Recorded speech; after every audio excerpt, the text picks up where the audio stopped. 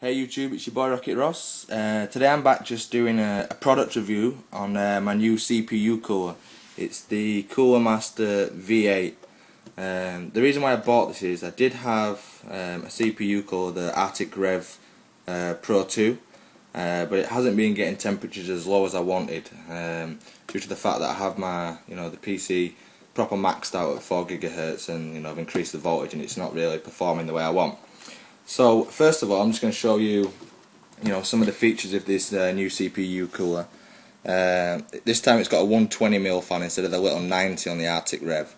This CPU cooler can fit pretty much every motherboard, all the AM3, all the i7s, i5 chipsets like that.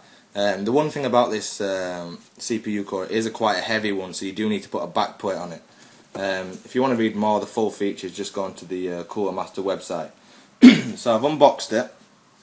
And this is what it looks like. It's an absolute beast compared to the Arctic Rev 2. As you can see in there, it's got 4 copper pipes and 4 heat sinks, and obviously it's got the 120mm fan in the inside. And the good thing about it here is you can see that there's a massive gap between the actual the heat sink and the first copper bit here, so which gives you plenty of clearance for your RAM. I've read some really good reviews on this, so I'm hoping it's going to be able to bring the temperatures down quite a lot using the Arctic Silver 5 thermal paste instead of the one that comes with it. You also get a whole bag of brackets for all the different types of chipset from AM3 and all the Intel ones like that, so that's good. It does come with instructions, but I've heard these are pretty useless, so just either use your own head if you're quite experienced, or just go on YouTube and how to install this Cooler Master. There is videos on there. So the main reason why I'm swapping it is due to the fact that if I just bring my motherboard over here, I don't know if you can show it on the video here, on these copper pipes up here on this Arctic Rev 2, they've started to disintegrate. So I've contacted Arctic Rev and just said, is this, well, not normal, but is this a common problem, and asked for a replacement or a refund, something like that. Due to the fact that I'm sure they're not supposed to, kind of go grey like this and rusty. I can't get a good shot. I don't think the light's good enough, but yeah, trust me on that one. So I mean, that is quite a decent size CPU cooler, but if you put them in comparison next to each other, you really see the difference how big this one is. So yeah, it's an absolute tank. So what we're going to be doing today is removing the old CPU, cleaning it up, and then installing this new Cooler Master V8. So as you can see now, I've removed my old CPU cooler. It's just set over there, and as you can see, obviously the next step we need to do is obviously clean off the processor. So the best thing to do is get some Arctic cleaning, or just some alcohol for cleaning CPUs. The way I do it is just get an earbud, or if you're American, a Q-tip, and just rub a lot of this stuff on there, just to start loosening it up, like so. You can do it with a cloth or whatever you want to use. I've just got shitloads of these earbuds, so we're just going to put this on here,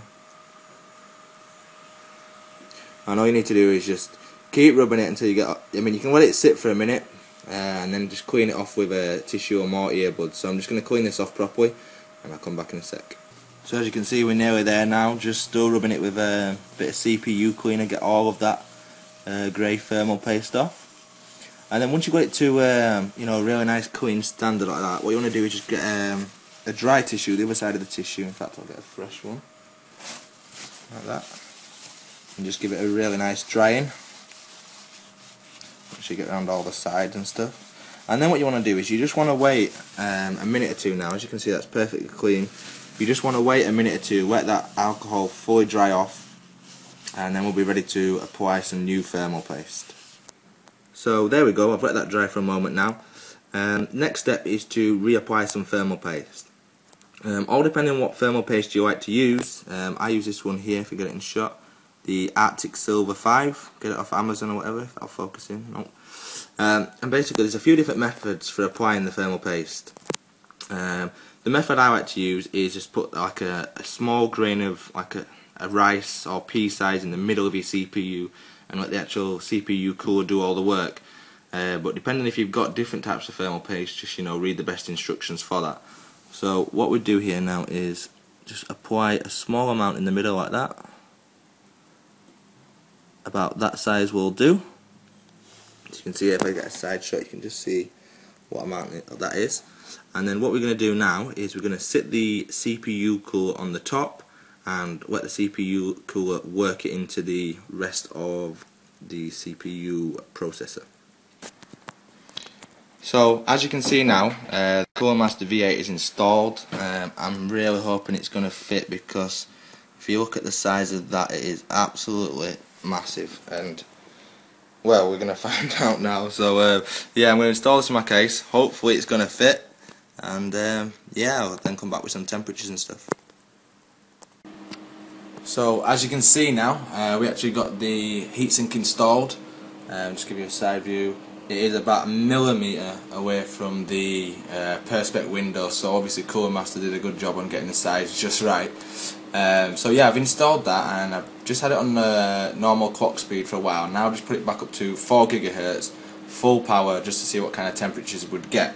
So on the screen over here, if it zooms in, yeah, it's now showing that the temperature of the CPU is at 35 degrees on full whack, which is about 10 degrees less than I had it before, so that's an absolute amazing drop in temperature.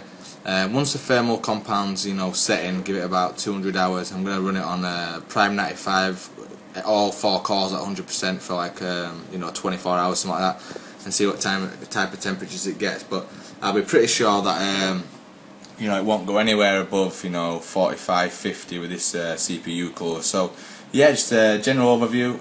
If you're looking to upgrade your CPU, definitely go for the Cooler Master V8. It's an absolute sick CPU cooler. And yeah, if you've got any comments or you're just interested in knowing more about the product, just give me a shout. Cheers guys.